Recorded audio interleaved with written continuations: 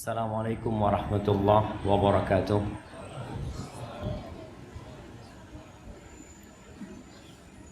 Alhamdulillahi rabbil alamin. Wa bihi nasta'in ala umuri dunya waddin. Segala puji bagi Allah Jalla Jalaluh, Rabb alam semesta ini. Dialah yang menciptakan bumi ini, Dia yang mengurusin, dan Dia yang mengawasi, serta Dia yang bakal menghancurkan alam semesta ini. Kita meminta tolong kepada Allah dalam semua urusan kita, baik dalam urusan agama atau dalam urusan dunia. Semua punya masalah. Ada yang masalah di dirinya adalah kemalasan beribadah. Ada masalah di dirinya kecintaan kepada dunia yang berlebihan. Ada masalah di dirinya utang yang tak kunjung terbayarkan. Kita semua punya masalah. Jabal Rahmah juga punya masalah. Masjidnya nggak selesai-selesai. Duitnya kemana? Nggak dikorupsi duitnya. Kalau ini bukan duitnya dikorupsi, duitnya nggak ada jemaah. Masalahnya mafi fulus. Tapi insya Allah, semoga rumah Allah yang sedang dibangun ini Allah mudahkan untuk menyelesaikan. Bukan hendak membangun masjid yang mewah, tapi membangun masjid yang nyaman dan layak. Ana terus terang sholat ngelihat karpetnya kayak gini, Masya Allah. Ini yang bisa cepat hitam jidatnya itu karpet kayak gini nih. Jadi bukan karena sholatnya sering, enggak, karena sering sholat di masjid di Jabal Rahmah gitu. Nah, harapan nanti masjid itu jadi nyaman. Karpetnya itu jangan sampai karpet masjid lebih jelek daripada karpet di rumah kita. Usahakan yang punya rumah sudah bagus, karpetnya empuk, paling enggak 1 meter ditaruh di masjid. Kalau antum semua kasih 1 meter buat masjid, insya Allah selesai. Jangan takut kekurangan harta. Karena sejatinya tatkala Allah memerintahkan kepada kita untuk bersedekah, Allah mengatakan wa mimma razaqnahum yunfiqun, dan dari apa yang kami rizkikan mereka berinfak. Bukan dari uang antum. Antum sedekah itu bukan dari uang antum. Maka jangan merasa berat untuk berinfak. Namun kita juga perlu minta tolong sama Allah. Kadangkala rasa cinta kepada harta itu tertanam di dalam jiwa sehingga susah buat sedekah. Sebagian orang itu beli HP harga 5 juta, 3 juta, itu biasa. Nggak terbebani dia. Sedekah 100.000 istikharah. Kenapa anak mau sedekah 100.000? Kenapa? Biasanya 2.000 gitu. Sekarang mau 100.000. Itu karena kecintaan. Makanya kita juga perlu minta tolong sama Allah SWT. Allahumma salli wa sallim ala sayyidina Muhammadin wa ala alihi wa ashabihi ajma'in. Ya Allah, semoga salawat dan salam senantiasa tercurahkan untuk baginda Nabi kita Muhammad, untuk keluarga Nabi kita, untuk istri-istri Nabi kita, untuk putra-putri Nabi kita, dan untuk seluruh sahabat Nabi. Semoga Allah meridai kita bersama mereka. Amma ba'd. Ahibati fillah, kajian ini sebenarnya untuk siapa? Untuk ibu-ibu. Kenapa bapak-bapak hadir? Betul jemaah. Para sahabat wanita itu sempat datang ke tempat Nabi Muhammad SAW. Yang mengatakan, ya Rasulullah, kita ini nggak bisa ikut kajian dengan engkau. Karena laki semua yang selalu dekat dengan dirimu. Kita butuh ilmu. Betul kata Nabi SAW. Sudah, kalian kumpul di rumahnya fulana. Kumpul di rumahnya fulana, nanti aku datang ke sana. Jadi kajian khusus ibu-ibu itu sudah ada dari zaman Rasulullah SAW. Kenapa? Karena mereka butuh pencerahan khusus. Maka gimana bapak ini? Suruh keluar. Soalnya anak tahunya kajian buat ummahat. Kalau memang bapak-bapak mau hadir, syaratnya satu. Dengarkan, jangan tanya. Yang boleh tanya siapa? Ibu-ibu. Rasulullah sallallahu alaihi wasallam ketika salat Idul Fitri atau Idul Adha, selesai beliau memberikan ceramah kepada kaum lelaki. Artinya kaum lelaki itu nggak kumpul sama perempuan, perempuannya di belakang. Akhirnya Rasulullah sallallahu alaihi wasallam mendatangi safnya para wanita. Kenapa? Karena beliau alaihi salatu wassalam hendak memberikan nasihat khusus buat para wanita. Beliau bersama Bilal bin Rabah. Bilal itu bawa surban. Sesampainya di saf wanita, Rasulullah sallallahu alaihi wasallam mengatakan, "Ya ma'syaran nisa, tasaddaqna wa akthirnal istighfar." Wahai para wanita, kalian banyak-banyak sedekah dan banyak-banyak istighfar. Kenapa? Beliau mengatakan, fa inni ra'aitukunna aktsara ahlinna. Aku melihat kebanyakan kalian itu penghuni neraka. Ibu-ibu dengar, kebanyakan ibu-ibu itu di surga apa di neraka? Ini kata Nabi SAW. Nabi mengatakan banyak-banyak sedekah. Sehingga pada waktu itu para wanita bersedekah. Dari apa? Dari perhiasan mereka.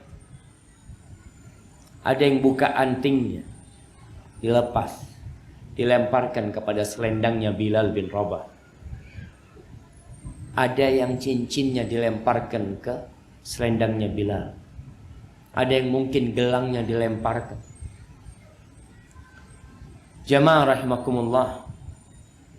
Ketika Nabi SAW mengatakan hal itu, seorang dari mereka bertanya, "Wa ma lana ya Rasulullah aktsaru ahlin nar?"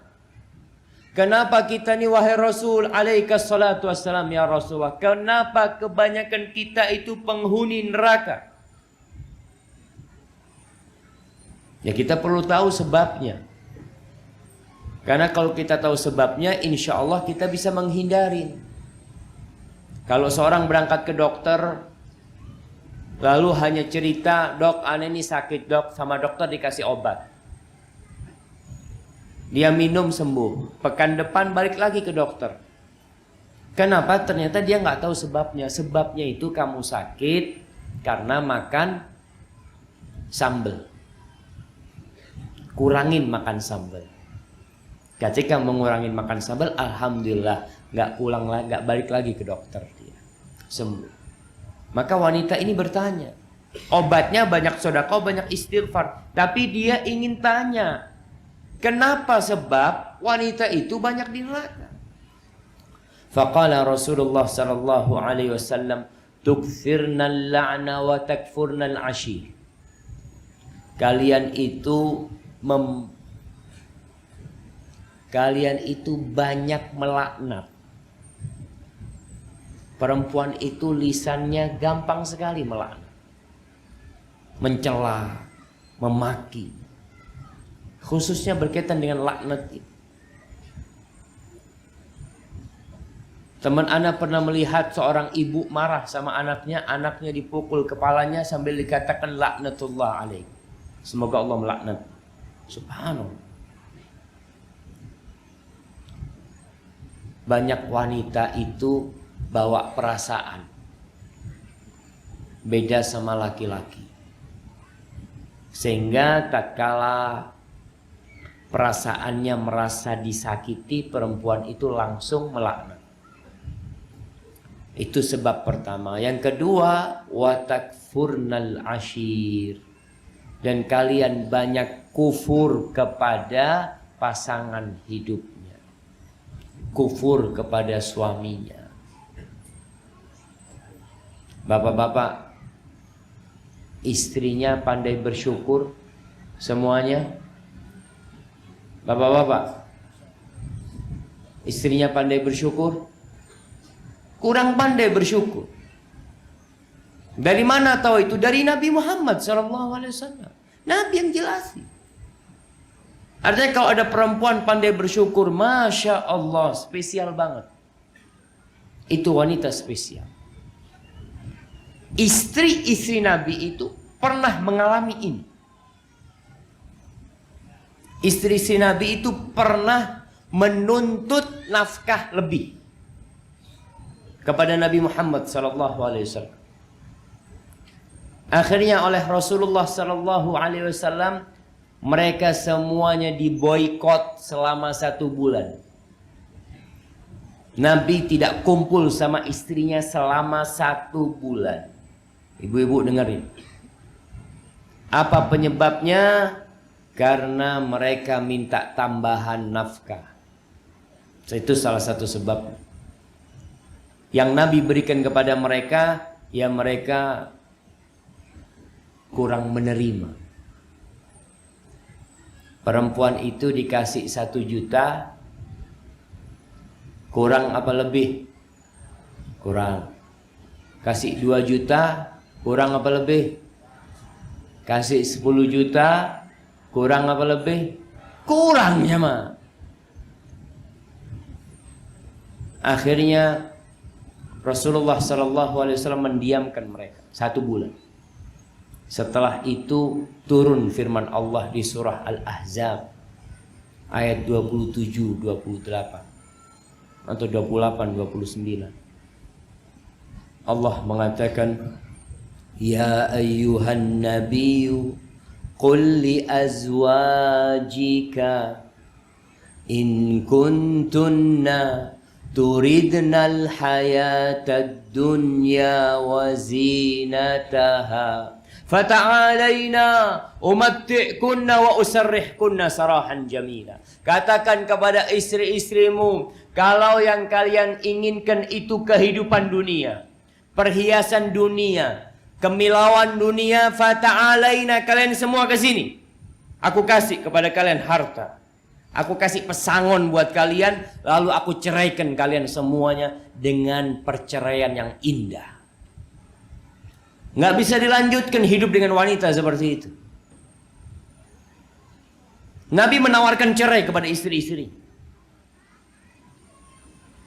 Wa in kuntunna turidna Allah wa rasulahu wad daral akhirah fa innallaha a'adda lil muhsinati minkunna ajran 'azima. Kalau yang kalian inginkan, kalau visi dan misi kalian itu Allah dan Rasulnya dan kehidupan akhirat, maka sesungguhnya Allah menyediakan buat orang yang berbuat baik di antara kalian pahala yang besar. Maka para wanita, nasihat ana, jadikan ambisi kalian itu akhirat. Jadikan ambisi setiap wanita itu adalah keridhaan Allah. Bagaimana Allah jadi ridha sama dia? Perkara dia hidupnya susah, hidup ini memang susah dari awal sampai akhir. Allah berfirman, laqad khalaqnal insana fi kabad. Kami telah menciptakan manusia itu dalam susah payah.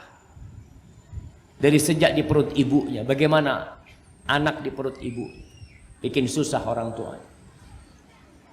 Lahir pun seperti itu. Besar pun susah.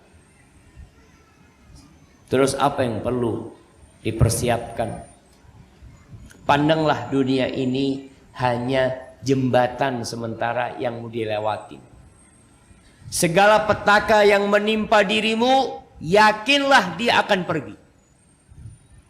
Segala kesulitan yang sedang kau hadapi, sebentar lagi akan ada kemudahan.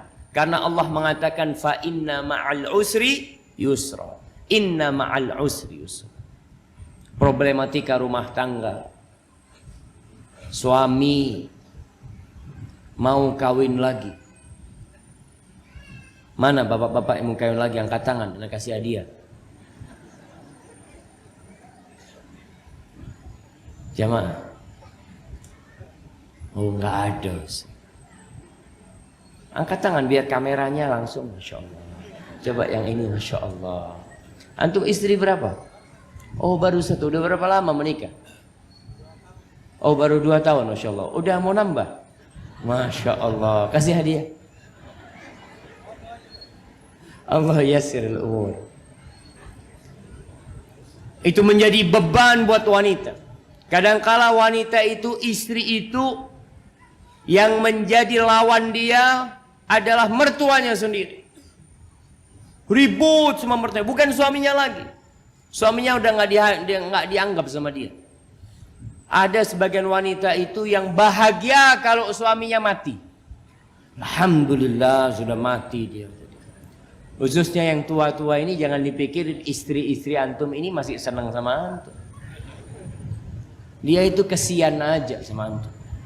Mau dibuang takut habis manis sepah dibuang. Nah, itu terjadi dalam kehidupannya. Sebagian itu menjalani rumah tangganya hanya untuk menyelesaikan kehidupan ini. Selesai Ustaz, kalau ana tidak mendapatkan hak ana dari suami ana minta hak ana kepada Allah Subhanahu wa taala. Ana akan minta hak ana di padang mahsyar sama suami ana. Allah mengatakan fawailul lil mutaffifin. Celaka buat orang-orang mutaffifin. Siapa mutaffifin ini? Salah satu contoh mutaffifin adalah orang yang kalau menimbang barang milik orang dia kurangin, kalau dia beli, dia minta timbangan yang pas, yang sempurna. Sebagian pasangan hidup kita itu seperti itu. Nuntut istrinya sempurna, tapi dia sendiri nggak pernah sempurna. Nuntut istrinya melakukan kewajiban-kewajibannya, sang suami tidak memikirkan kewajiban dia sebagai seorang komandan di dalam rumah. Ini termasuk mutaffifin. Maka hati-hati. Tapi itu apa tugas kita menghadapi semua ini? Sabar. Itu modal utama kita. Jadi wanita, ketika engkau memiliki suami, engkau diuji dengan suami. Ketika engkau bercerai, engkau diuji dengan janda dan ngurus anak-anak. Ketika engkau menikah lagi, dengan bayangan dapat suami yang lebih baik daripada suami yang pertama, ternyata suamimu kurang lebih seperti yang dulu. Maka itulah ujian, dan dalam ujian ini ada 2 orang yang sukses. Yang pertama, yang bersyukur kalau dapat nikmat. Yang kedua, yang bersabar kalau dapat musibah. Maka para wanita, ingat pesan Rasulullah SAW, kalian banyak sedekah, kalian banyak istighfar. Isi waktu-waktu kalian dengan istighfar, supaya rasa qanaah itu datang. Ketika engkau banyak sedekah, engkau nanti sama harta ini tidak terlalu peduli.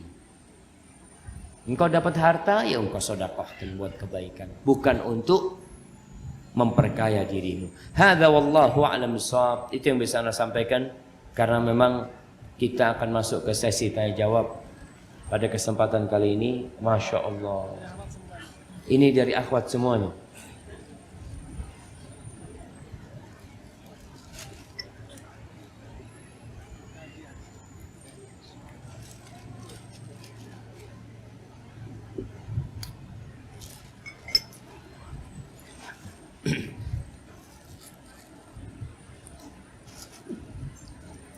Naam.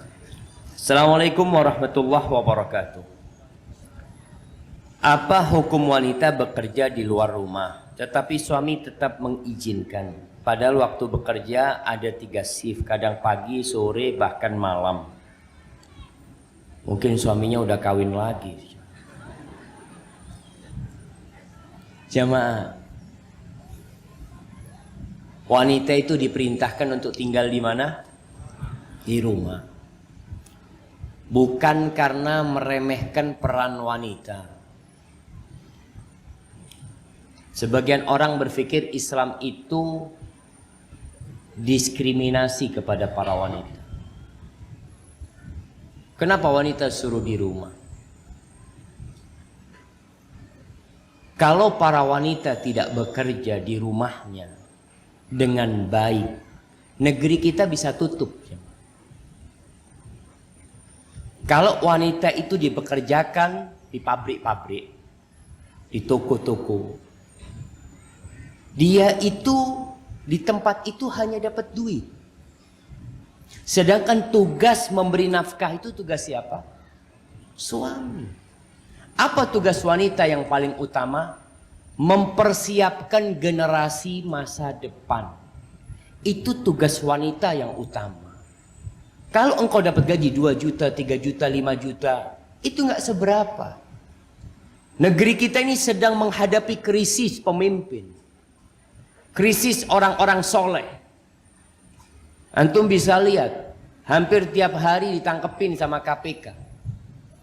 Sekarang ini sudah 200 lebih kepala daerah yang masuk ke penjara KPK. Semuanya orang pinter-pinter, nggak ada orang bodoh. Nggak ada yang lulus SD masuk ke penjara KPK, itu hampir nggak ada. Yang ada profesor, yang ada doktor. Kok bisa seperti itu? Siapa yang disalahkan? Pendidikan di rumahnya yang perlu digali. Apa permasalahannya? Karena tugas wanita mempersiapkan mereka untuk jadi generasi masa depan. Sebuah kebanggaan yang agung sekali bagi seorang ibu tatkala anaknya menjadi orang soleh. Itu kebanggaan tersendiri buat ibunya. Dan itu menjaga keikhlasan ibunya. Orang nggak kenal sama ibunya Imam Syafi'i. Siapa yang kenal sama ibunya Imam Syafi'i? Siapa yang kenal dengan ibunya Imam Bukhari? Nggak ada yang kenal. Tapi mereka telah memiliki peran besar sehingga anaknya bisa menyelesaikan Sahihul Bukhari. Maka nasihat ana buat perempuan ini, berhenti bekerja.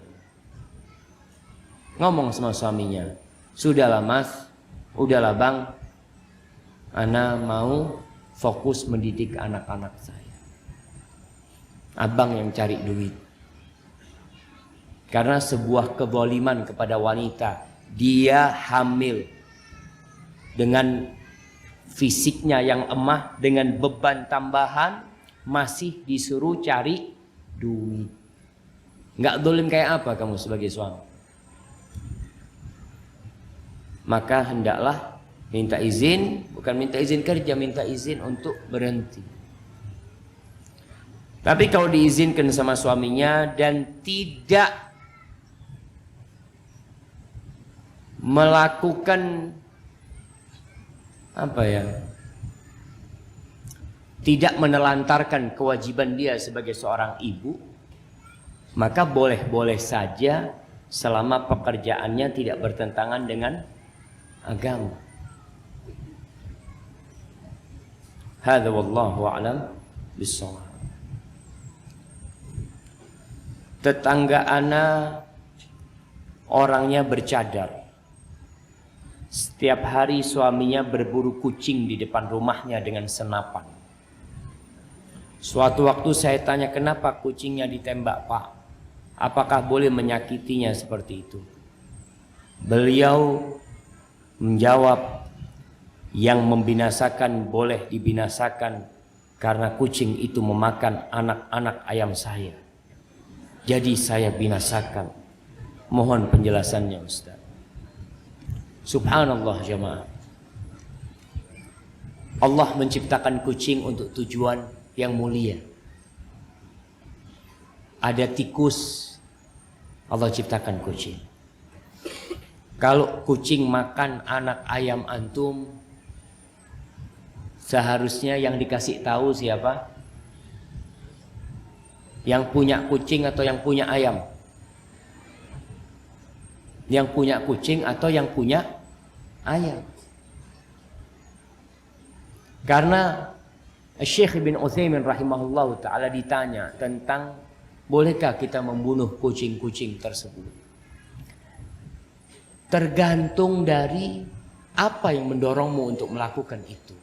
Ketika itu banyak kucing-kucing di perkampungan jamaah, akhirnya ada pertanyaan, boleh nggak kucing itu dikebiri supaya tidak beranak pinak banyak gitu. Maka diperbolehkan hal itu. Tapi membinasakan kucing hanya karena sebab itu, ana rasa itu hal yang kurang bijak. Seharusnya diusir itu kucing. Ditangkap kucing itu, dibuang ke tempat yang ada makanan di sana. Sehingga dia akan lebih manfaat di tempat itu. Karena kucing itu bukan termasuk binatang yang kita diperintahkan untuk membunuhnya. Yang seharusnya antum bunuh itu siapa? Tikus. Antum berburu tikus. Antum punya anak ayam, antum berusaha untuk bagaimana menjaganya supaya tidak dimangsa oleh kucing-kucing tersebut. Hadza wallahu a'lam bishawab. Ustaz, bagaimana agar meyakini diri untuk konsisten dalam berhijrah? Iman yang perlu ditumbuhkan dalam hati kita. Maka buat teman-teman yang hijrah, nasihat ana, dalamin juz amma. Antum baca juz amma dengan tafsirnya. Baca tafsirnya lagi. Ketika antum sholat, antum membaca surat-surat pendek itu, hadirkan makna dari apa yang antum baca. Juz amma ini terdiri dari 37 surat. Hanya 3 surat kira-kira yang turun di kota Madinah. Sisanya itu turun di kota Mekah. Dalam rangka untuk menumbuhkan keyakinan kepada Allah Azza wa Jal dan kepada hari kiamat. Sehingga banyak pembahasan juz amma itu berkaitan dengan mati, dengan kenikmatan di surga, dengan kenikmatan di dunia buat orang-orang yang beramal soleh, yang dia akan mendapatkan kebaikan itu. Maka itu yang perlu ditumbuhkan di diri kita. Maka buat orang yang meyakini untuk hijrah, dibaca lagi supaya hijrahnya tidak hanya tren ikut-ikutan. Temennya pakai kerudung, ikut pakai kerudung. Temennya buka kerudung, ikut buka kerudung. Maka berusaha untuk menumbuhkan keyakinan itu dengan belajar lebih dalam lagi. Bicara hijrah ini jamaah, orang yang hijrah menuju kepada Allah dan Rasulnya itu akan kehilangan banyak kelezatan di dunia ini. Dia akan merasakan sebuah kondisi yang kata Rasulullah sallallahu alaihi wasallam, ad-dunya sijnul mu'min wa jannatul kafir. Dunia itu penjara buat orang yang beriman. Penjara. Antum bayangkan yang namanya penjara. Dan surga buat orang-orang kafir. Dunia ini. Jadi ketika antum hijrah, antum akan rasakan jeruji besi itu menghalangi antum. Mau berbuat ini nggak boleh. Mau santai nggak bisa. Ada panggilan sholat. Mau puasa, masya Allah, beban kita. Ketika musim panas, yang panasnya terik seperti ini, kemudian kita harus puasa, maka itu sebuah pengorbanan dan perjuangan buat kita. Tapi itulah kehidupan dunia. Jadi yang hijrah persiapkan diri untuk merasakan kondisi penjara. Tapi nggak lama jemaah. Berapa lama? 70 tahun selesai. Satu hari kelak di akhirat itu sama dengan 1000 tahun. Nggak ada apa-apanya 70 tahun antum susah di dunia. Barakallahu fikum. Mohon penjelasannya tentang nafkah seorang istri yang dicerai talak oleh suaminya melalui proses persidangan pengadilan agama. Ana pernah baca di undang-undang perkawinan kompilasi hukum Islam dan surah talak ada beberapa nafkah. Satu nafkah yang diabaikan, masa lampau yang tidak diberikan wajib diberikan. 2 nafkah iddah, 3 nafkah mut'ah. Tapi bagaimana jika suami yang menjatuhkan talak itu tidak mau memberikan hak-hak istri yang ditalaknya? Apakah itu termasuk zalim? Apakah akan menjadi hak mantan istri di akhirat nanti jika tak diberikan di dunia oleh suami? Baik, nafkah itu ada nafkah yang wajib. Pesangon buat wanita yang diceraikan itu tergantung kondisinya. Ada yang dianjurkan saja. Maka kalau suami tidak memberikan, dia tidak berdosa. Tapi nafkah yang tidak dia berikan pada masa lampau, dia harus berikan. Nafkah masa iddah juga harus diberikan. Ini kalau suami tidak memberikan, maka dia zalim. Dan istri akan bisa meminta haknya itu kelak pada hari kiamat. Kemudian buat para suami,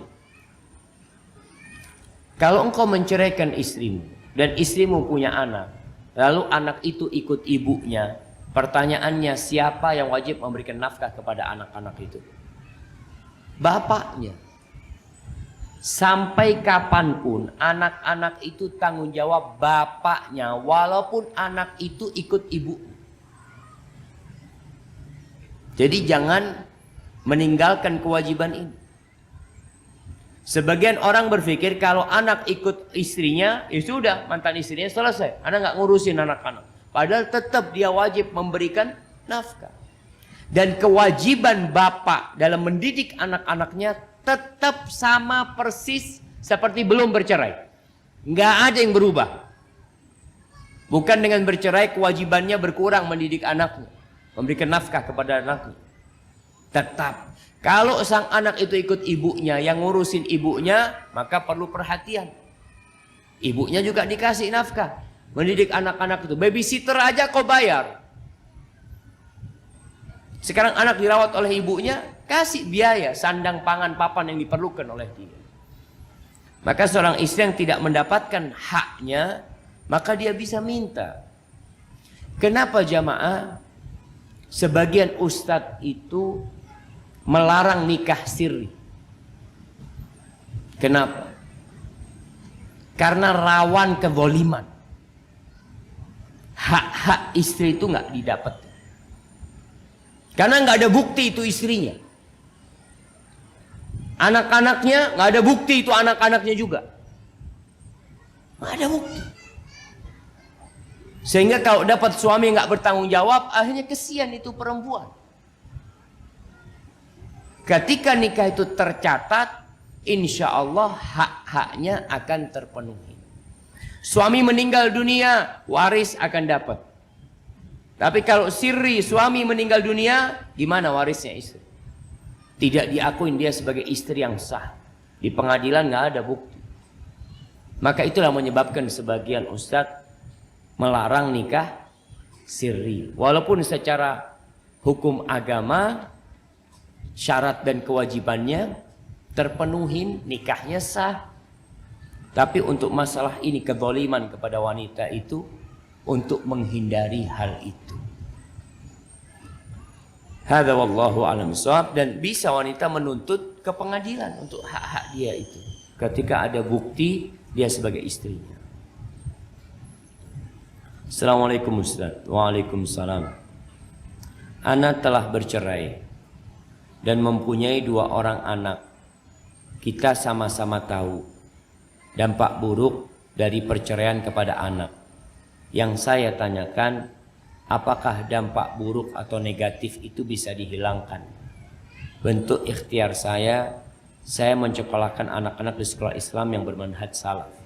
Dan di rumah saya berusaha untuk menghidupkan sunnah-sunnah Rasul Sallallahu Alaihi Wasallam. Mohon nasihatnya dan doanya buat saya dan anak-anak saya. Syukran Ustaz. Jazakallah khair. Jamaah, perceraian ini kalau sesuai dengan sunnah, karena cerai itu ada yang bid'ah, ada yang sunnah. Perceraian kalau sesuai dengan sunnah, insya Allah dampak negatifnya akan berkurang. Bahkan bisa jadi perceraian itu berdampak positif. Bisa jadi. Ketika tidak bercerai, suami istri ini tiap hari ribut, kesian sama anaknya. Malah kumpulnya suami istri ini di rumah menyebabkan anak-anaknya jadi trauma. Melihat bapak ibunya berantem tiap hari. Ketika bercerai, anak-anaknya mendapatkan kedamaian. Nggak ada lagi teriakan bapaknya memarahi ibunya. Tidak ada lagi bantahan ibunya melawan bapaknya. Nggak ada.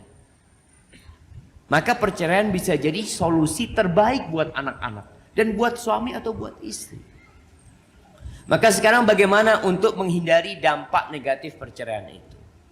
Nasihat ana, jangan jauhkan anak dari ibunya atau dari bapaknya. Karena biasanya kalau bercerai, anak ikut ibunya, sang ibu itu akan memberikan vaksin kebencian kepada bapaknya. Bapak kamu itu kayak gini, bapak kamu seperti ini. Dan itu terjadi, jemaah. Kalau anak ikut bapaknya sama. Bapaknya berusaha menghalangi anaknya dari ibunya, bahkan mengancam ibunya. Kalau kamu melihat-ngelihat anak, nanti aku akan bawa lari anak ini supaya kamu tidak ketemu lagi sama anak itu. Sudah, jangan berkunjung ke rumah. Jangan lihat anaknya. Ini dampak buruk dari perceraian. Walaupun terjadi perceraian, status ibunya nggak akan berubah. Dia tetap ibunya. Status bapaknya tetap bapaknya. Yang berubah itu status suami istri ini. Ini bukan suami, ini bukan istri. Tapi kalau bapak tetap bapak, nggak akan berubah. Hati-hati orang tua yang menanamkan kebencian kepada anaknya. Kata Nabi Muhammad sallallahu alaihi wasallam, la yadkhulul jannah qati. Nggak masuk surga orang yang memutuskan tali silaturahim.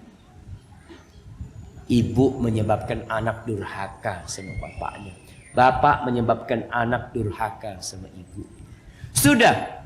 Kalau terjadi perceraian, Allah mengatakan wala tansawul fadla bainakum. Jangan melupakan kebaikan-kebaikan yang terjadi di antara kalian. Sampai berbuah 2 anak. Berarti kan rumah tangganya sebenarnya bagus. Hanya saja memang takdir mengatakan lain. Engkau harus berpisah. Jadi sang ibu ketika ngerawat anaknya, bapakmu itu baik. Nah, Masya Allah. Bapakmu itu perhatian sama ibu. Sama engkau itu cinta bapakmu itu. Hanya memang ya mungkin ibu nggak bisa melanjutkan pernikahan dengan bapak ya. Mungkin takdirnya berbicara lain. Bikin anak itu menerima. Sehingga anak itu kalau mau ketemu bapak, fadhol nak ketemu bapak. Sang bapak pun seperti itu. Untuk mengurangi dampak negatif perceraian ini. Sampaikan. Kadang-kadang mereka tanya, kenapa bapak sama ibu berpisah? Waduh, nak, bapakmu itu wanita nakal. Wanita nakal. Kok bapakmu? Ibumu itu wanita nakal. Enggak boleh.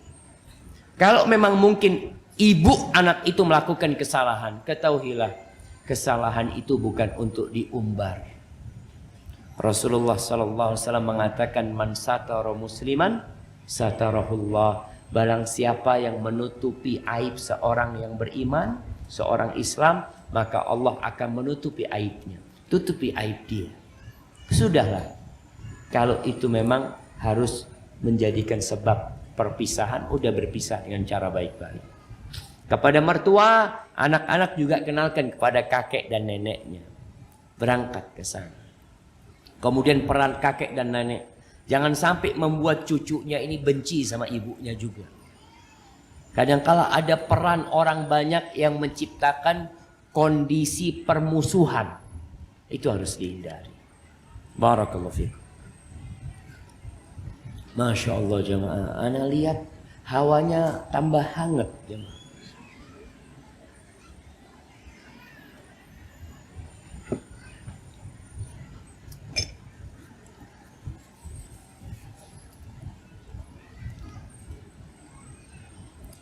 Assalamualaikum Ustaz. Ana ingin bertanya. Bagaimana caranya agar kita bisa bersabar dalam penantian? penantian jodoh. Dan apa yang harus kita lakukan dalam penantian itu. Terima kasih Ustaz. Jamaah, memang wanita lebih banyak menanti daripada mencari. Khususnya wanita-wanita yang solehah. Dulu, ya sampai beberapa tahun yang lalu lah. Hadis Rasulullah SAW itu masih bisa kita lihat prakteknya. Rasulullah SAW mengatakan, al-bikru tusta'dzan was-sayyibu tusta'mar. Anak gadis itu diminta izinnya.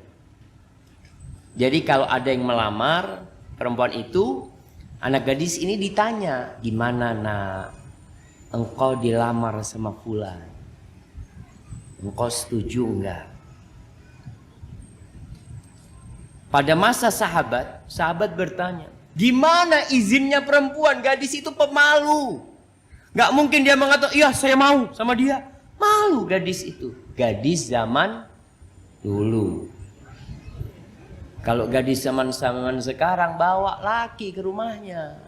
Bapak, saya mau nikah sama dia nih Pak. Tolong segera. Kalau enggak bahaya nanti. Na'udzubillah ya. Itu gadis-gadis. Tapi tetap ada gadis-gadis yang soleha, yang seperti diminta izinnya. Apa izinnya gadis itu? Diam.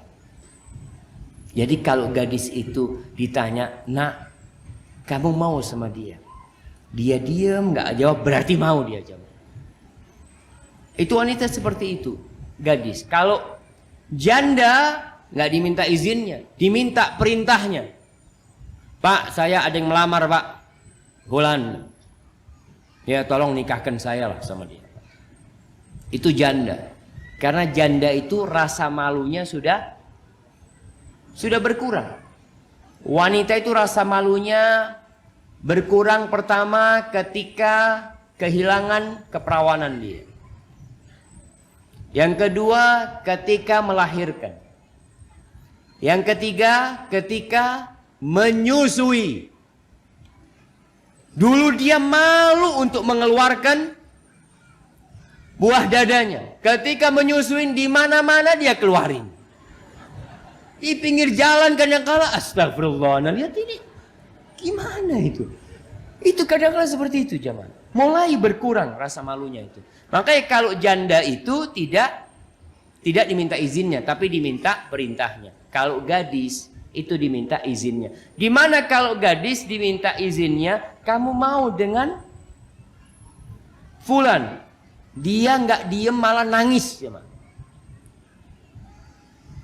ibu-ibu, ini buat ibu-ibu.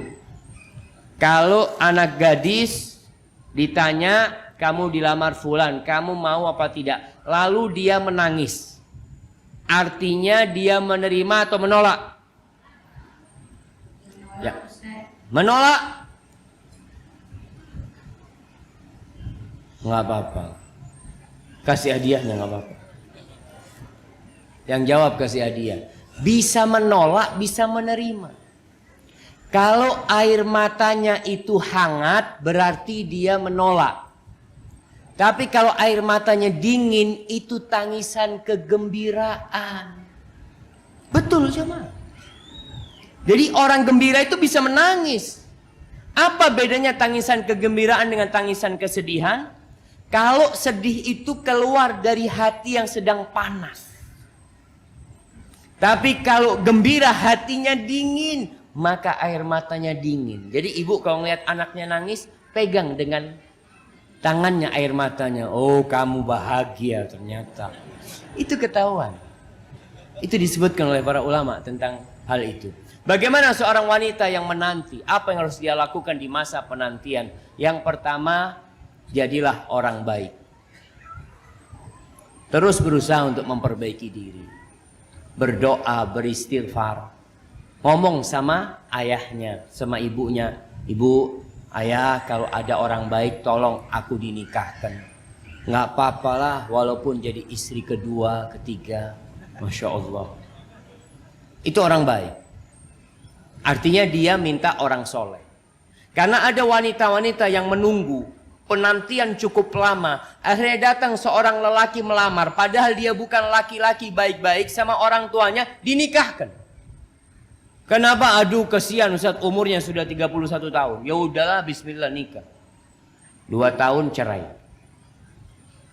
Karena ternyata suaminya buaya, bukan manusia. Ada jemaah, ada buaya darat. Maka dalam masa penantian, ketika nanti ada yang melamar, tetap dicek orangnya soleh atau tidak. Kalau nggak soleh, tolak. Nggak apa-apa menolak. Dan orang tua jangan malu menawarkan putrinya. Umar bin Khattab radhiyallahu taala anhu, ketika putrinya Hafsah menjadi janda, dia datangi Abu Bakar As-Siddiq. Abu Bakar sudah punya anak, banyak anaknya. Istrinya sudah lebih dari 1. Ditanyain sama Umar bin Khattab, Abu Bakar, kok nggak mau nikah lagi? Anakku Hafsah, kau nikahin dia. Subhanallah. Kalau sekarang ada bapak menawarkan putrinya kepada lelaki yang sudah beristri, apa kata orang kampung? Merusak rumah tangga orang. Ini pelakor. Iya, pelakor istilahnya. Apa kata Abu Bakar? Ya Allah, tunggu aku mikir dulu, kata Abu Bakar. Umar merasakan agak sakit hati sama Abu Bakar. Ditawarin putrinya nggak mau. Datang ke Utsman bin Affan. Utsman, kau nggak mau nikah? Engkau nikahi putriku. Padahal Utsman sudah punya istri. Kata Utsman, aku kayaknya masih belum berpikir untuk menikah saat ini. Akhirnya siapa yang melamar Hafsah? Rasulullah Sallallahu Alaihi Wasallam. Setelah dilamar sama Nabi Muhammad SAW, menikah sama Nabi SAW, Abu Bakar datang kepada Umar bin Khattab. Mohon maaf ketika aku menolak tawaranmu. Aku nggak ingin mengatakan Nabi sudah ingin melamar putrimu, karena rahasia Nabi Muhammad SAW. Aku tidak ingin menyampaikannya. Seperti itu. Artinya orang tua jangan malu untuk menawarkan putrinya. Datang kepada orang yang soleh, dilihat ada seorang yang baik, ya, walaupun mungkin secara finansial tidak kaya, tapi orangnya semangat untuk bekerja, tawarin putrinya. Dan persiapkan diri untuk menjadi wanita yang qanaah, yang menerima.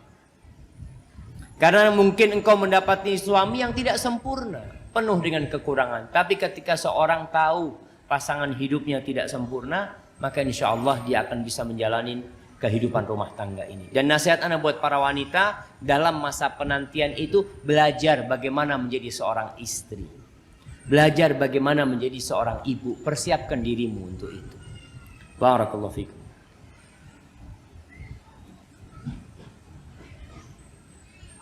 Assalamualaikum warahmatullahi wabarakatuh, dan keluarga selalu sehat. Afwan Pak Ustadz, Ana bertanya di luar tema hari ini. Ana ingin bertanya, tadi Ana sempat menonton streaming Pak Ustadz ba'da subuh tentang mumpung masih hidup. Begini Pak Ustadz, orang tua Ana sudah meninggal dunia. Ana sangat merindukan kebersamaan orang tua Ana, masakan ibu Ana. Apakah Ana bisa bertemu orang tua Ana di akhirat? Ana takut tak bisa bertemu orang tua, misalnya Ana di neraka, orang tua di surga. Ana masih penuh dosa, belum banyak amal. Subhanallah jamaah, yang masih hidup, tolong berbakti kepada orang tuanya. Waktu kita nggak banyak, waktu mereka juga tidak banyak. Entah siapa yang dahulu meninggal dunia, tapi usahakan antum sudah berbakti kepada orang tua. Kalau sang anak merindukan orang tuanya, maka hendaklah mendoakan kedua orang tuanya. Baca Rabbighfirli wa liwalidayya warham kama rabbayani shaghira.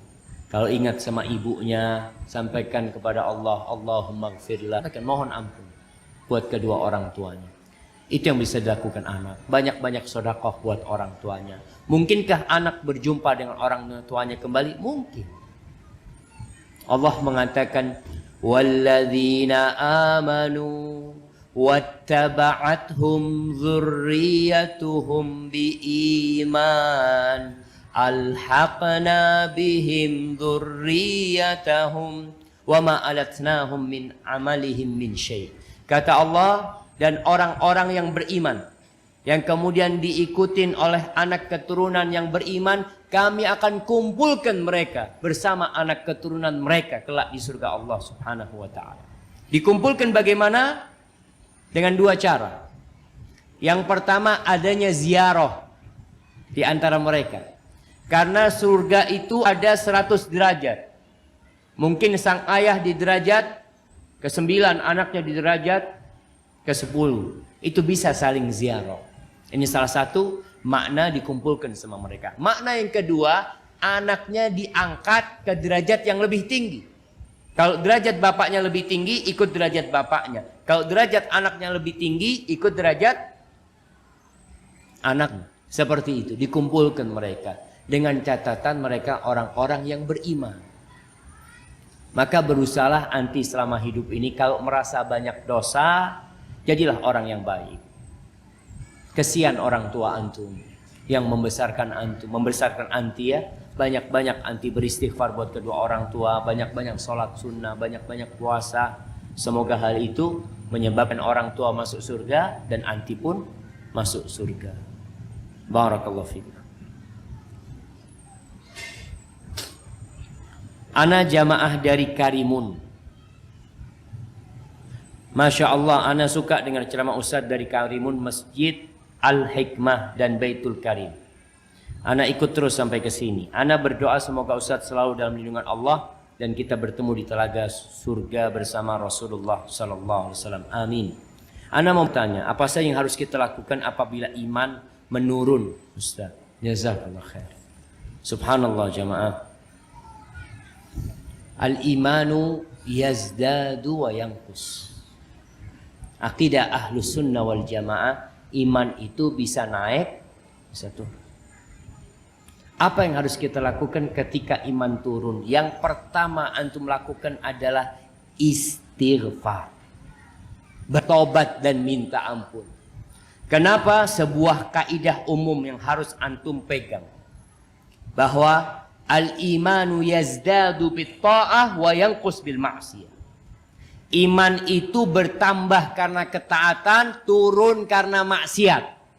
Itu kaidahnya. Jadi ketika iman turun berarti ada dosa yang antum lakukan. Lalu apa yang harus dilakukan? Istighfar, tobat. Hati antum sedang ada noktah hitam. Kalau dibiarkan noktah hitam itu akan bertambah. Dan bisa jadi hatinya tertutup karena dosa-dosa. Maka tatkala iman turun, istighfar. Kemudian yang kedua, baca Quran. Karena orang-orang beriman itu, kata Allah Subhanahu wa taala, "Idza tuliyat 'alaihim ayatuhu zadathum imana." Kalau dibacakan kepada mereka ayat-ayat Allah, imannya bertambah.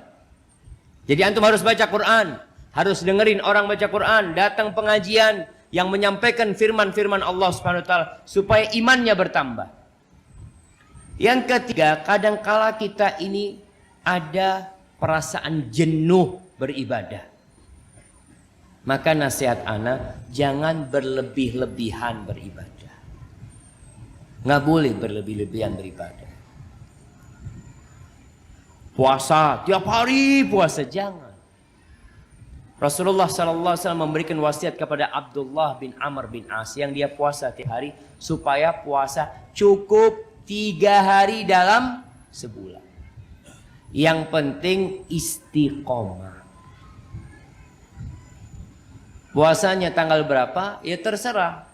Antum mau puasa Senin, Kamis, Senin, silahkan.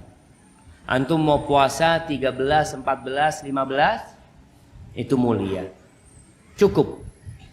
Ini kalau yang mau minimalis 3 hari. Oh enggak, aku lebih kuat dari itu. Ya kalau lebih kuat dari itu, kau puasa sehari berbuka 2 hari. Sehari puasa 2 hari. Kata Abdullah bin Amr bin, aku lebih kuat dari itu. Katanya kalau gitu engkau puasanya Nabi Daud. Artinya seorang itu hendaklah berusaha untuk istiqomah dalam sebuah amalan walaupun sedikit. Jangan berlebihan. Antum berlebihan ya, sholat malam Masya Allah. Dari jam 1 sampai subuh. Tiap hari. Hanya bertahan berapa hari? 7 hari. Habis gitu aduh iman ana sedang turun sekarang. Antum lebih baik sholat malam tiap malam setengah jam. Tapi istiqamah terus antum. Tambah sedikit jadi 1 jam. Nanti kalau turun imannya setengah jam yang tetap terjaga. Artinya seperti itu kita menjaga keimanan kita. Kemudian berdoa. Minta sama Allah iman. Rasulullah sallallahu alaihi wasallam mengatakan, innal imana la yakhlaqu fi jawfi ahadikum kama yakhlaqu thawb. Iman itu bisa lusuh di dalam hati kalian seperti lusuhnya pakaian. Terus apa yang harus dilakukan? Fasalullaha an yujaddida imanakum. Kalian mintalah kepada Allah agar Allah memperbaharui keimanan kalian. Jadi iman yang lama yang usang ini perlu diganti dengan keimanan yang baru. Sambil terus banyak berzikir. Hadza wallahu a'lam bishawab. Pak Ustadz, gimana cara menghadapi suami yang ingin wanita cantik tapi nggak dimodali? Nafkah yang diberikan masih sering kurang, tapi suami banyak nuntut. Istri berpenampilan seperti artis. Jangan seperti artis. Ini suaminya suka nonton sinetron. Tapi jadilah wanita yang memang benar-benar cantik. Bapak-bapak, kalau antum menikahin 1000 wanita dari Baghdad, kemudian ada 1 wanita dari Damaskus, antum tetap akan kepingin menikahin itu wanita. Kenapa? Karena antum tidak menundukkan pandangan antum. Tapi kalau antum menundukkan pandangan antum, istri antum itu cukup buat antum. Orang menuntut istri ini seperti itu karena matanya kemana-mana. Tapi memang tidak bisa dipungkirin ibu-ibu. Godaan di luar rumah itu sangat menakutkan sekali. Ana semalam di Pulau Karimun itu tinggal di rumah. Alhamdulillah tenang hati ini. Hari ini tinggal di hotel. Masuk hotel, astagfirullahaladzim. Nah, ana lihat. Memang nanti buat panitia yang ngundang ana kalau datang lagi tinggal di rumah. Cari rumah yang menjaga hati. Betul, itu godaan besar sekali. Maka istri harus selalu tampil cantik. Tapi gimana nggak dimodalin? Harus pandai-pandai memanfaatkan yang ada. Artinya Rasul sallallahu alaihi wasallam ketika mengatakan siapa wanita yang paling baik, kata beliau alaihi salatu wassalam, allati idza nadarta ilaiha sarratka, yang kalau engkau memandang kepada dia, masya Allah menyenangkan hati. Sekarang bikin suasana di rumah menyenangkan. Suami datang, engkau dalam pakaian yang walaupun apa adanya, tapi paling tidak wangi, menyenangkan hati. Nasihat anak kepada para wanita, kalau suaminya datang dari tempat kerja, jangan ditanya dari mana. Jangan. Tapi ditanya mau apa? Allahu Akbar. Itu suami kalau masuk rumah ditanya mau apa, dia bingung. Ini warung apa rumah ini? Karena biasanya yang ditanya mau apa itu di mana? Rumah makan gitu loh. Dia, ya Allah, istriku berubah sekarang. Ini paling tidak membuat suami betah di rumah. Maka berusahalah pakai pakaian. Ana lihat kebanyakan wanita, ya nggak tahu lah ya.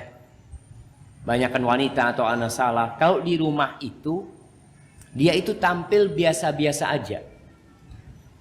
Sebagian suami itu kalau masuk rumah, lihat istrinya berhias, bingung dia, mau kemana?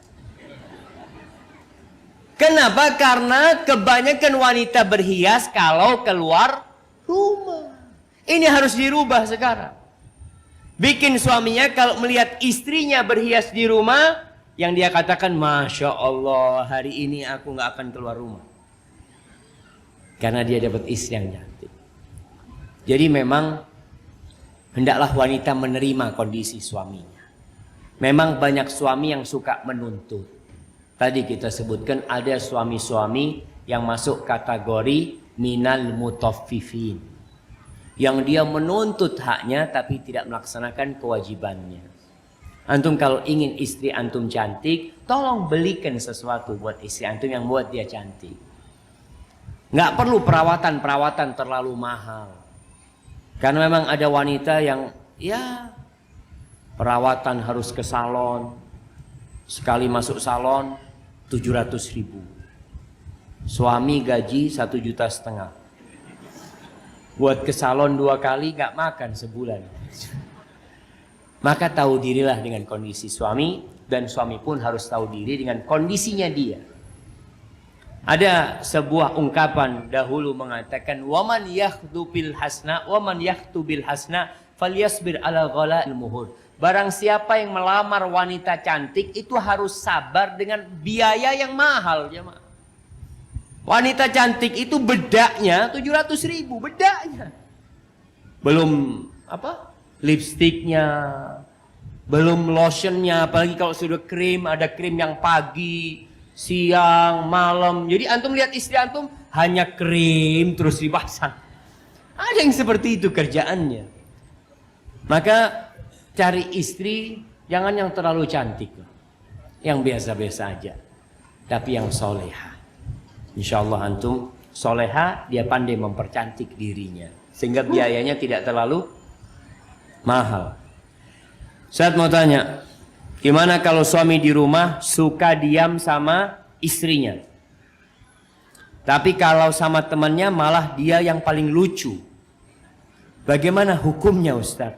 Soalnya suami datang Ustaz. Suaminya hadir ini jamaah. Masya Allah, ana izin minum dulu jamaah. Bismillah.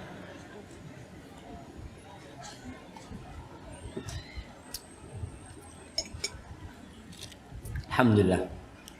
Tapi buat para suami, yang pertama istri ini harus menerima kekurangan suaminya.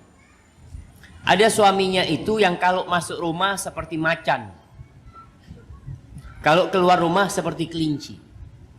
Ada suami-suami masuk rumah kayak paling apa? Paling pemberani gitu ya. Di rumah kayak kelinci dia. Ada suami-suami kayak gitu. Bagaimana tugas istri? Yang pertama menerima kondisi suami sambil diperbaiki. Menerima itu membuat semua jadi indah. Masjid ini jamaah, walaupun beratapkan apa atapnya ini?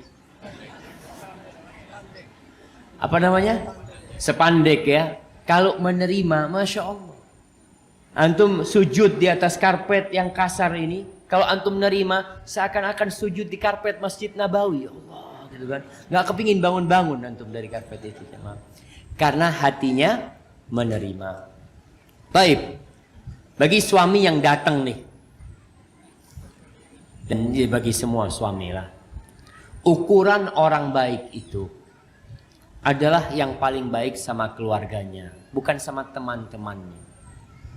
Rasulullah SAW mengatakan khairukum khairukum li ahli. Orang yang terbaik di antara kalian adalah yang paling baik sama siapa? Sama keluarganya. Masya Allah. Ini belum selesai. Yang paling baik sama istrinya. Anas bin Malik radhiyallahu taala anhu, dia itu kalau di keluarganya orang paling lucu, paling menyenangkan. Jadi seharusnya engkau berbagi kegembiraan itu kepada istri. Jadi kalau di rumah itu jangan cuma diam saja. Dan coba istri cari tahu, kenapa kalau dia masuk rumah suami diam saja. Mungkin tidak ada yang memancing dia. Coba istri berusaha memancing suaminya ya. Karena dia di luar itu seperti itu disebabkan sohib-sohib yang suka memancing dia. Sehingga dia jadi lucu. Maka para suami ingat, orang yang terbaik di antara kalian adalah yang paling baik sama istrinya. Kenapa? Kalau di depan sohib-sohib itu bisa jadi pura-pura. Bisa jadi cari nama. Tapi kalau di depan istrinya itu sebuah kemurnian. Dan sebuah ketulusan. Memang dia baik sama istrinya. Rasulullah SAW adalah orang yang paling baik sama istri. Antum nih yang baik-baik, kalau ditanya kepada istrinya, suamimu gimana? Belum tentu istri antum bilang antum baik. Maka tolong mengevaluasi diri. Jadilah orang baik yang tidak pura-pura baik, tapi memang baik lillahi ta'ala. Antum dapat pahala ketika berbagi kegembiraan kepada istri. Assalamualaikum Ustaz. Waalaikumsalam. Ana seorang istri yang mempunyai suami perokok dan tidak mau sholat. Mohon nasihatnya untuk ana Ustaz. Karena kadang-kadang suka nggak sabar menghadapinya. Dan jika suami menyuruh membeli rokok, apakah istri berdosa jika tidak mau? Karena ana malas kalau disuruh beli rokok. Soalnya meyakini hukum rokok haram. Haram apa makruh? Rokok haram apa makruh? Sebagian berpendapat makruh. Padahal pemerintah sudah mengharamkan. Pemerintah mengharamkan apa tidak, jemaah? Pemerintah di mana-mana wajibkan pasang rokok itu membunuhmu. Apa hukumnya membunuh diri? Haram. Cuma kenapa masih dijual rokok? Ya itulah, cari fulus. Padahal rokok sangat berbahaya sekali jamaah. Gak ada manfaatnya. Yang ada bikin orang kantongnya kering, badannya kering katanya. Badannya juga kering. Apa tugas istri menghadapi suami yang seperti ini? Kalau suami tidak sholat sama sekali, tinggalkan itu suami. Nggak ada baiknya suami kayak gitu. Tapi pertanyaannya, kenapa engkau mau dengan suami kayak gitu? Nemu di mana? Betul jemaah. Kesalahan kadang-kala dari kita karena pernikahan itu pilihan hidup. Pasangan hidup itu pilihan kita. Terkadang engkau memilih itu laki karena fulus. Karena tampan. Urusan agama engkau tidak pernah pedulikan dahulu. Sekarang ketika engkau dapat hidayah, engkau mulai berpikir nggak nyaman hidup dengan dia. Dulu nyaman-nyaman aja. Beli rokok dibelikan 2 kardus lagi. Dulu. Sekarang udah mulai engkau dapat hidayah, alhamdulillah. Maka sekarang bagaimana engkau memperbaiki suami? Tapi kalau suami tetap nggak mau sholat jamaah, ketahuilah. Meninggalkan sholat itu dosanya lebih parah daripada berzina. Daripada suaminya perampok, pemerkosa. Itu rukun Islam. Cukup sebagai bentuk besarnya dosa sholat, meninggalkan sholat ini. Orang yang meninggalkan sholat itu keislamannya diperselisihkan oleh para ulama. Keislaman dia itu diperselisihkan. Sebagian mengatakan kafir. Kalau mati nggak disolatin di masjid, nggak dikuburkan di kuburan umat Islam. Di mana? Bikinkan jurang. Di sini Jabal Rahmah banyak tanah kosong, udah bikinin jurang, masukkan sana, tutup sudah. Nah, itu orang yang meninggalkan sholat jamaah. Jangan main-main dengan urusan sholat ini. Makanya kalau sama hak Allah dia tidak memberikan, apalagi haknya istri, haknya anak-anak itu ya. Tapi kalau engkau masih berharap suami, alhamdulillah Ustaz, kadang kala sholat, kadang kala berhenti sholat, ya berusaha untuk diperbaiki. Tapi kalau sama sekali tidak sholat, sudah tinggalkan. Gugat cerai. Bagaimana dengan anak-anak ya Ustaz? Wa man yattaqillah yaj'al lahu makhraja. Barang siapa bertakwa kepada Allah, maka Allah akan berikan kepadamu solusi jalan keluar. Wa yarzuqhu min haitsu la yahtasib. Allah akan kasih rizki dari arah yang tidak disangka-sangka. Maka tolong diperhatikan urusan meninggalkan sholatnya. Kalau urusan merokok, ya mungkin suami memang masih ya tergoda dengan rokok karena dari dulu merokok. Kalau anti disuruh beli rokok, nggak apa-apa, istri menolak. Tanya, beli rokok sana? Enggak bang, aku nggak ingin membunuh suamiku. Aku sayang sama suamiku. Nah, karena rokok membunuhmu. Jangan. Barakallahu.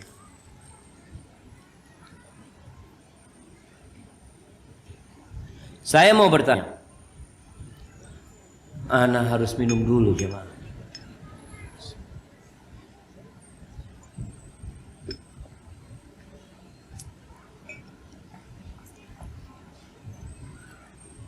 Alhamdulillah. Apakah seorang istri yang sudah tidak tinggal serumah, tidak pernah lagi dinafkahin, batin harus patuh kepada suaminya? Itu. Apabila suami masih memberikan nafkah, bukan nafkah batin ya, suami masih memberikan nafkah, harta kepada dia, kebutuhan hidupnya, tapi tidak tinggal satu rumah, maka tetap istri harus taat kepada suaminya. Cuma pertanyaannya, kenapa tidak tinggal serumah? Apa penyebabnya? Itu yang perlu dicari tahu. Ada suami-suami jamaah yang tidak ingin menceraikan istrinya, tapi dia kesian sama istrinya. Dia kesian sama istrinya, tidak mau menceraikan istrinya, dikasih nafkah. Namun dia mengatakan, aku mungkin tidak bisa bermalam di sini. Dia sudah menikah lagi mungkin dengan wanita lain. Kalau sang istri tidak mau dengan pembagian itu, istri punya hak gugat cerai. Tapi kalau istri nerima, ya sudah, aku nggak apa-apa. Seperti istri Nabi Saudah radhiyallahu taala anha, dia itu menyerahkan malam dia kepada Aisyah. Jadi Nabi SAW udah tidak bermalam lagi di rumahnya Saudah. Enggak, Saudah sudah tua, sudah sepuh pada waktu itu. Maka kalau ada kesepakatan nggak ada masalah gitu. Tapi kalau sang istri menolak, mama nggak mau dengan sistem seperti itu, ya sudah, jangan katakan berarti cerai solusinya. Jangan sampai akhirnya engkau nggak nurut sama suami, nggak taat sama suami. Selama perintah suami itu baik, engkau wajib mentaatin suamimu. Barakallahu fiik.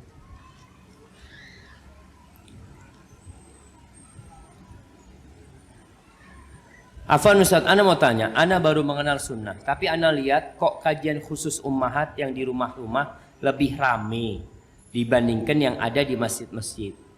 Kebetulan yang kajian di rumah-rumah itu disediakan makanan. Bagaimana menurut pendapat Ustaz untuk saya yang baru mengenal sunnah? Mungkin banyak penyebabnya. Jadi kita ketika menilai sesuatu harus menilai dari semua sudutnya. Kajian di rumah itu lebih nyaman memang. Yang pertama, wanita yang datang bulan bisa datang ke sana. Tapi kalau masjid kita tahu sebagian ulama, bahkan jumhur ulama melarang wanita haid untuk ke masjid. Itu yang pertama. Yang kedua, mungkin suasananya. Anak-anak bisa main atau gimana. Kalau di masjid kan selalu hati-hati, anaknya tolong dijaga, nggak boleh bermain-main. Mungkin itu penyebabnya. Penyebab ketiga bisa jadi waktunya. Jadi ada waktu-waktu yang perempuan itu nggak bisa meninggalkan kerjaannya. Di Jakarta itu kajian, nggak tahu di sini, kajian ibu-ibu yang jam 9 di hari kerja itu penuh di rumah-rumah. Kenapa? Karena sedang menunggu anaknya sekolah. Jadi dia itu sambil menunggu anaknya sekolah. Tapi kalau di masjid kadang-kala habis maghrib umpamanya, dia sudah ada suaminya, mungkin dia harus ngajarin anaknya, sehingga tidak bisa ke masjid. Jadi ana rasa bukan karena faktor makanan saja. Mungkin salah satunya makanan. Wallahu alam, sebagian ibu-ibu juga sudah diet ya Maya, nggak makan banyak-banyak.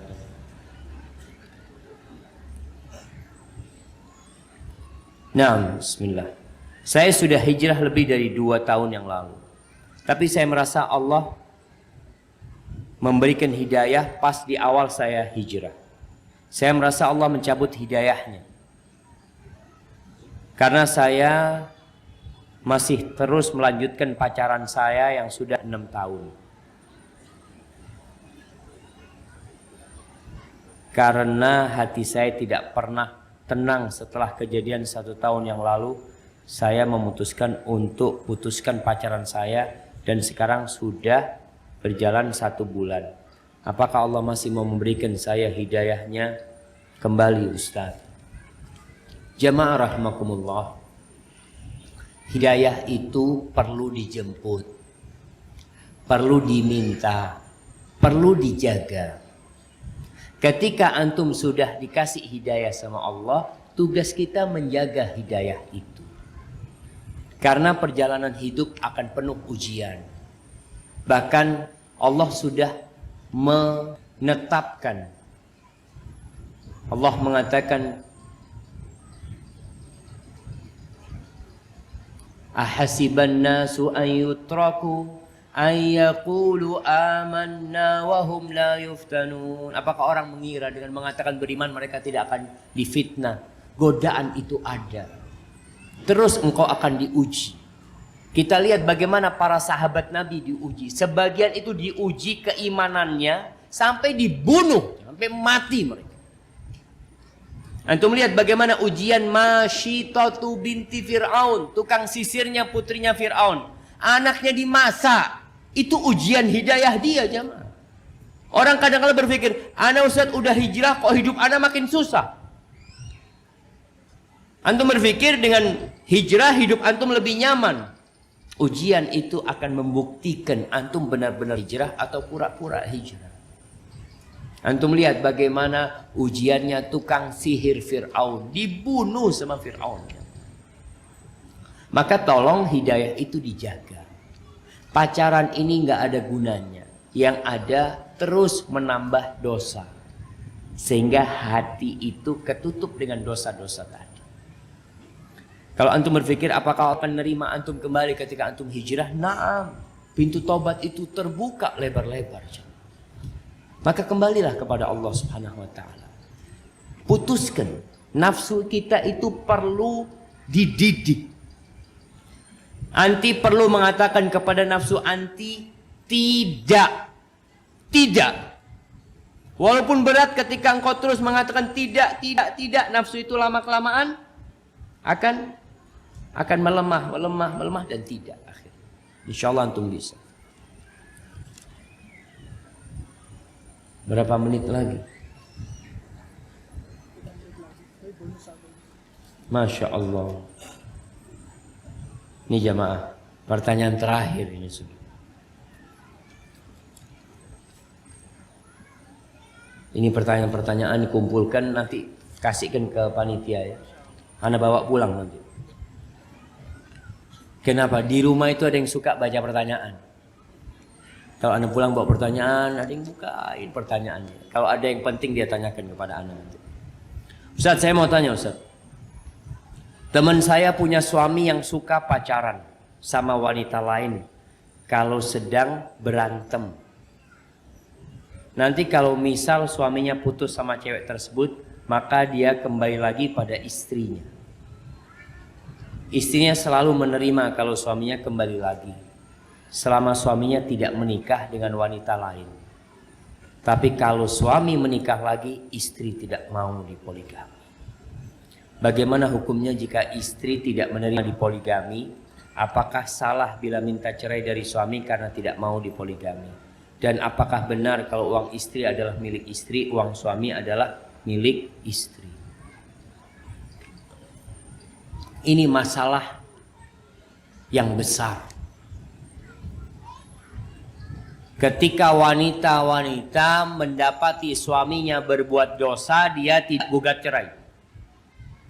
Suaminya pacaran, keluar dengan wanita lain, dia tidak gugat cerai. Selama suaminya tidak kawin lagi. Tapi dengar suaminya kawin lagi, gugat cerai. Na'udzubillah min dzalik. Kenapa ini terjadi? Karena kalau suaminya pacaran, istri masih berharap suaminya tobat. Tapi kalau suaminya poligami, nggak ada harapan tobat. Suaminya berbuat baik, tidak berbuat dosa. Maka tolong para wanita, anti ini harus belajar dari istri-istri Nabi. Ujian buat istri Nabi itu jauh lebih berat daripada ujian buat wanita sekarang. Kalau suaminya poligami. Aisyah itu istri yang paling dicintai. Rasulullah Sallallahu Alaihi Wasallam itu hanya bermalam di rumah Aisyah setiap 9 hari. Setiap 9 malam. Muter 9 malam baru bermalam di sana. Ketika anti dipoligami, dengan suami punya istri 4 anggap. Tiap 4 malam suami datang. Ujiannya lebih ringan daripada ujian istri-istri Nabi. Dan ketika suami menikah lagi dengan cara akan tahan. Tapi kalau suami pacaran anti ridho, Allah murka. Apalagi kalau dia berzina, siapa yang tahu? Maka tugas anti adalah berusaha melihat hidup ini ujian. Kalau suami ana menikah lagi dan dengan wanita yang baik dan dia berlaku adil, yang sudah terima. Nggak lama nanti menerima hal itu. Nggak lebih berat daripada istri-istri Nabi Muhammad SAW. Tapi jangan sampai ridho suami bawa penyakit ke rumah, bawa dosa, bawa penyakit ke rumahnya. Na'udzubillah min dzalik. Maka kalau istri yang kayak gini, maka dia benar-benar istri yang jauh dari keimanan kepada ajaran Islam ini. Lain kalau bicara apakah benar kalau uang istri adalah milik istri, uang suami adalah milik istri? Nggak benar. Nggak benar. Uang istri milik istri, uang suami milik suami. Kenapa? Karena suami ini belum tentu istrinya cuma anti. Nah, ini yang pertama. Yang kedua, suami ini punya kewajiban memberikan nafkah kepada orang tuanya, kepada adik-adiknya yang nggak mampu, bukan hanya kepada istri. Maka istri tidak perlu tahu berapa penghasilan suami, nggak perlu tahu. Tapi yang dia perlu adalah suami memberikan nafkah kepada istri sesuai dengan kemampuannya, bukan sesuai dengan kebutuhan istri. Kenapa? Bisa jadi kebutuhan istri 10 juta. Tapi suami hanya mampu 9 juta. Maka 9 juta menjadi hak istri. Kalau istri memang nggak cukup bang, suami mengatakan itu yang aku miliki. Tapi kalau Masya Allah, kebutuhan istri cuma 2 juta. Kemampuan suami 5 juta. Berapa kasih kepada istri? 5 juta. Bukan sesuai kebutuhan, tapi sesuai dengan kemampuan. Ini fair jamaah. Artinya istri itu mendapatkan haknya. Dan istri juga tidak boleh menuntut kalau memang kemampuan suami cuma seperti itu. Terimalah. Jangan suka ya tanya-tanya, bang, abang gajinya berapa sih bang? Nggak perlu tahu itu. Karena kalau tahu itu nanti sakit hati. Abang gajinya 10 juta, aku cuma dikasih 3 juta. Umpamanya dia cerita. Mungkin suami kalau bercerita membuka, engkau akan sakit hati. Dia mengatakan, aku harus kasih kepada ibuku sekian, kepada bapakku sekian, keponakanku anak yatim, aku bantu sekian. Artinya itu nggak perlu tahu istri. Maka cukuplah istri ya ridho dengan apa yang diberikan oleh suaminya. Tapi kalau suaminya pelit, istri boleh mengambil hartanya suami sesuai dengan Kebutuhan kalau itu nanti. Suami pelit padahal mau beli susu buat anak-anaknya, mau beli pakaian buat anak-anaknya, suami tidak memberikan. Bolehkah istri mencuri uangnya suami? Boleh katanya. Boleh dengan cara yang baik, sesuai. Khudhi ma yakfiki wa ibniki aw wa iyaliki bil ma'ruf, itu ucapan Nabi SAW kepada Hind binti Utbah. Engkau ambil dari suamimu yang cukup buat engkau dan anak-anak, yang cukup. Itu yang diperlukan sekarang. Jadi jangan ngambil uang suami mau beli tas, Ustaz. Berapa? Nggak mahal, Ustaz. 7 juta, Ustaz. Nggak boleh. Itu bukan kebutuhan. Hadza wallahu a'lam bissawab. Masya Allah masih banyak pertanyaan yang belum bisa dibaca. Semoga bisa dibaca di tempat lain insyaallah jamaah. Hadza wallahu a'lam bissawab. Itu yang bisa Anda sampaikan. Apabila Anda sampaikan benar itu dari Allah Azza wa Jalla. Kalau ada yang salah dan kurang berkenan itu dari diri Anda pribadi. Allah dan Rasulnya terbebaskan dari kesalahan itu. Sallallahu ala nabiyina Muhammadin wa ala alihi wa sahbihi wasallam. Assalamualaikum warahmatullahi wabarakatuh. Waalaikumsalam warahmatullahi wabarakatuh. Tayyib, jazakallah.